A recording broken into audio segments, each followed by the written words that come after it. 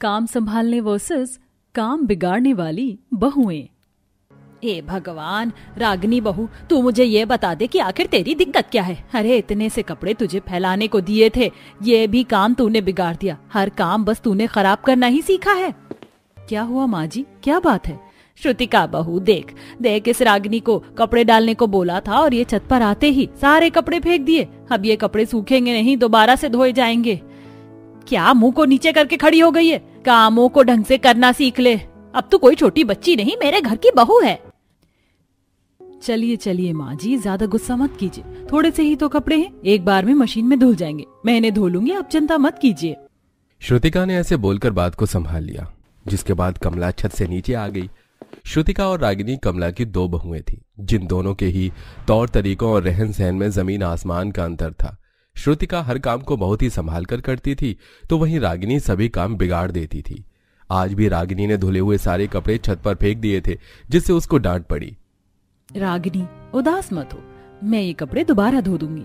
मैं सारे काम खराब कर देती हूँ भाभी, मुझे कुछ काम करना नहीं आता है। ऐसे क्यों सोच रही हो? चलो नीचे चलो, ये कपड़े मैं अभी धोकर सुखा दूंगी। श्रुतिका ऐसे बोलकर रागिनी को नीचे ले आई, जिसके बाद घर के सभी काम श्रुतिका ने ही निपटाए।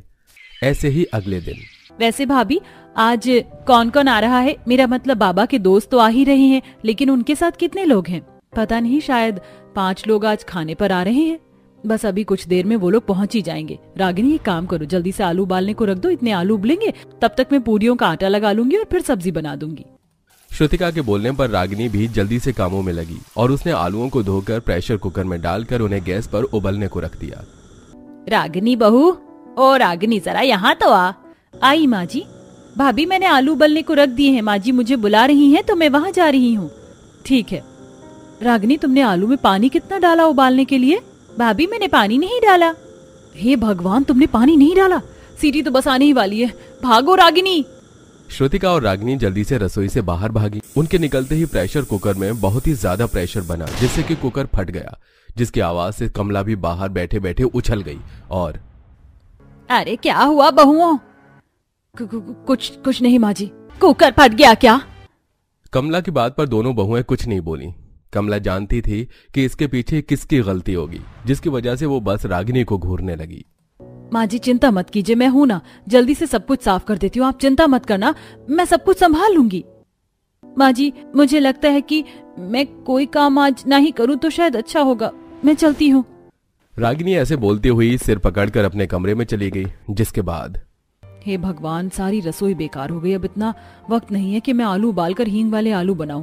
अब मुझे सादा आलू की सब्जी बनानी पड़ेगी। चल श्रुतिका, काम पर लग जा। श्रुतिका ने अपना दिमाग चलाया और सबसे पहले उसने सब्जी पकने को रखी। इतने सब्जी पकी उतने में उसने रसोई को साफ कर दिया और फिर रसोई साफ करने के बाद उसने पूरी बनाई। जब मेहमान आ गए तो उन्हें भी श्रुतिका ने ही हैंडल किया और रागिनी बस एक ही जगह पर बैठी रही। ऐसे ही सिलसिला जारी था और आज के दिन दोनों बहुएं बैठी हुई दराती से अचार के लिए आम काट रही थी।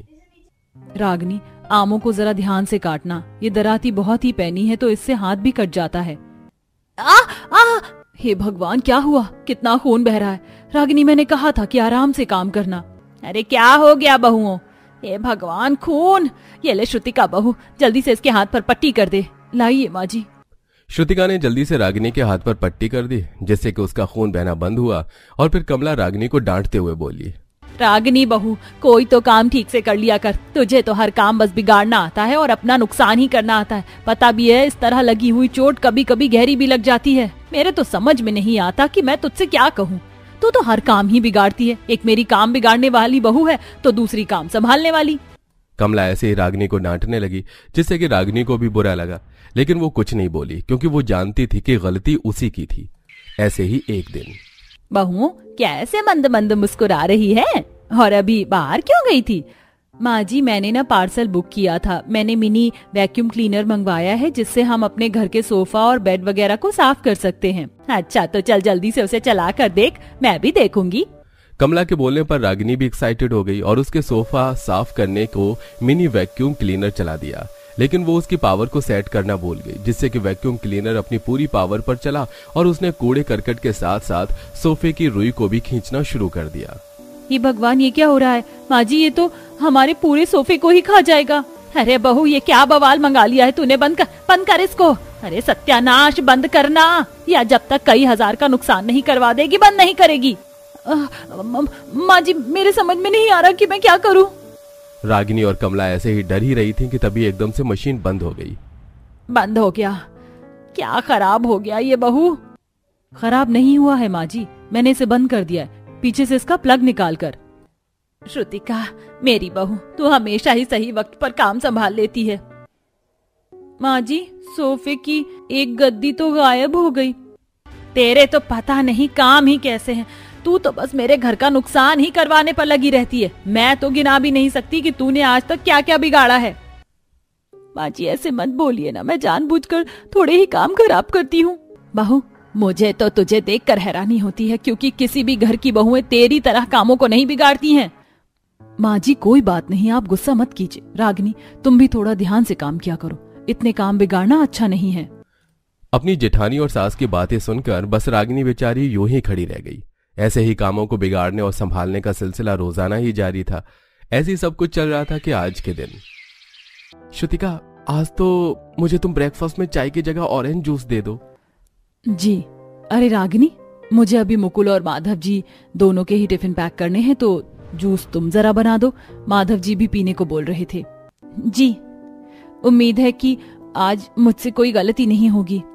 रागिनी ऐसे ही सोचती हुई रसोई में आ गई और उसने जूस बनाने के लिए फ्रिज से संतरे निकाल लिए। मैं तो भूल गई कि संतरों का जूस बनता कैसे था।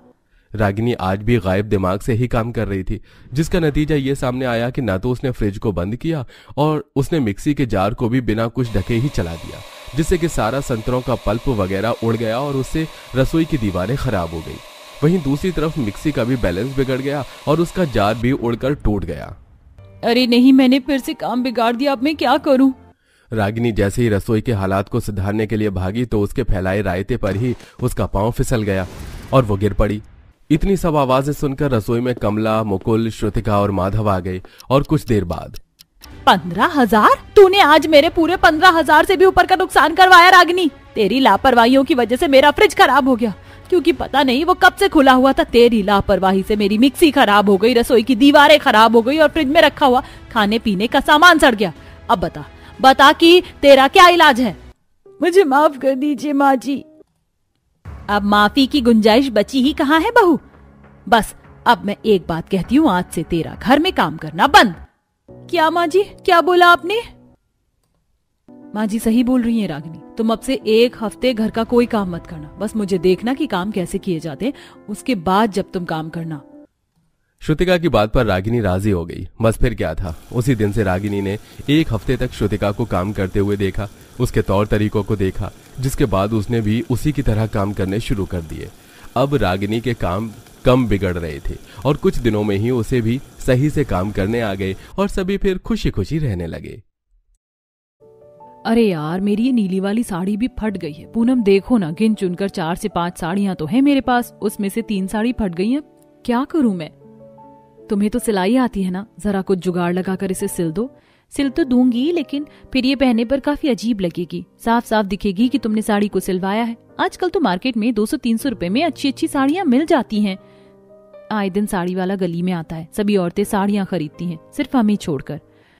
अरे कुछ बचत हो तो हम लोग अपने लिए कुछ खरीदेंगे ना। परसों मैं बाजार गई थी सब्जी लेने के लिए, इतनी सुंदर सुंदर चूड़ियां दिखी मुझे, लेकिन खरीद नहीं पाई, बचत ही नहीं होती है। ये लोग जितना कमाते हैं उतना सब घर के खर्चों में निकल जाता है, बिना बचत की जिंदगी कैसे गुजरेगी। मेरा हाथ रोज रोज सिलबट्टे पर मसाला पीस पीस कर क्या हालत हो गई हाथों की, देखो तो। आजकल तो हर किसी के घर में मिक्सर है। पड़ोस वाली शांता है ना, वो भी 2 दिन पहले नया मिक्सर लेकर आई है। एक हमारे पास ही सहूलियत का एक भी सामान नहीं है। बस अब बहुत हुआ, हर छोटी छोटी चीजों के लिए तरसना पड़ता है। यहाँ तक कि घर के बाहर अगर कुछ खाने पीने की चीज आती है तो भी हम 5 रुपए 10 रुपए खर्च करके नहीं खा सकते। आज तो हमें इन लोगों से बात करनी ही होगी। पांचों बहुएं अपने अपने पतियों के आने का काफी वक्त से इंतजार कर रही होती हैं। जैसे ही उन सबके पति मजदूरी करके घर आते हैं, उनके सामने घर की बचत की बात रखते हैं। आप लोग जितना कमाते हैं उतना तो घर के खर्चों में ही निकल जाता है, 2 पैसे की बचत नहीं होती है। गली में कोई चीज आती है तो उसे खरीद भी नहीं पाते हैं। सभी औरतें बस मुंह देखती रहती हैं हमारा। इसीलिए हमने सोचा है कि अब हम भी नौकरी करेंगे और पैसे कमाएंगे। और उन्हें जोड़ेंगे ताकि वो हमारे बुरे वक्त में काम आ सके और अगर कोई सहूलियत की चीज लेनी हो तो हम आराम से ले सके। तुम पांचों को क्या लगता है कि नौकरी करना इतना आसान है? फैक्ट्री में तो तुम पांचों को नौकरी मिलने से रही, मिलेगी भी तो काम के मुताबिक, पैसे नहीं दिए जाएंगे। और यहाँ तो कोई इतने अमीर लोग भी नहीं है जिनके घर में जाकर तुम नौकरानी का काम कर सको।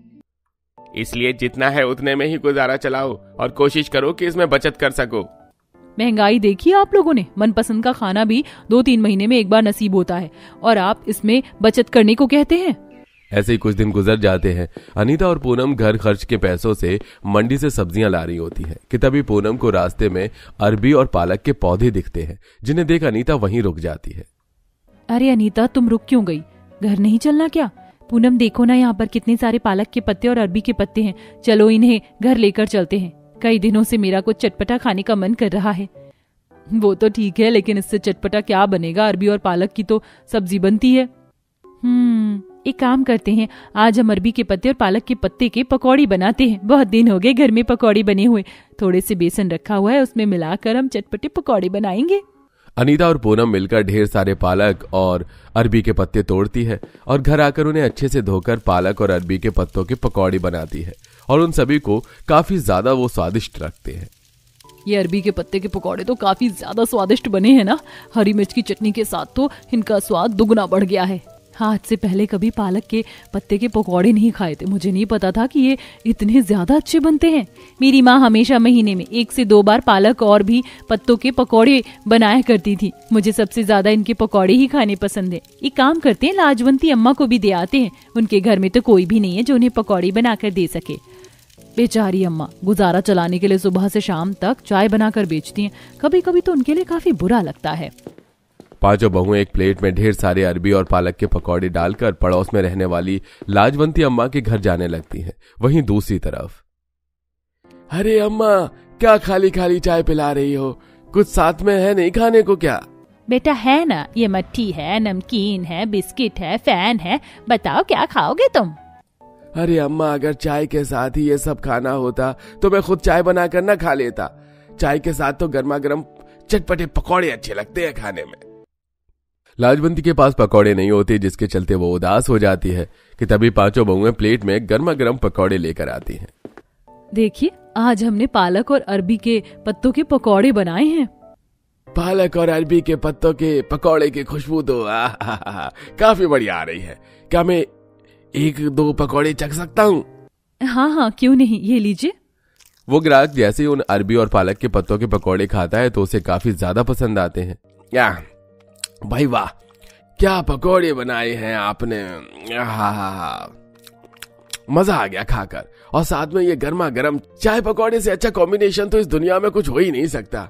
अरे अम्मा, मैं तो कह रहा हूँ कि आप भी अपनी चाय के साथ साथ पकौड़े बनाकर बेचिएगा। फिर देखिए कैसे ग्राहकों की लाइन लगी रहेगी आपकी चाय की टपरी पर।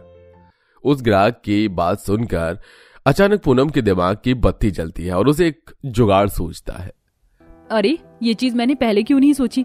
अम्मा, आप इतनी अच्छी चाय बनाती हैं और हमारे हाथ के पकौड़े का तो क्या ही कहना। हमारे साथ साथ और लोगों को भी कितने पसंद आ रहे। तो क्यों ना अब हम साथ में अपना चाय पकौड़ी का काम शुरू करें।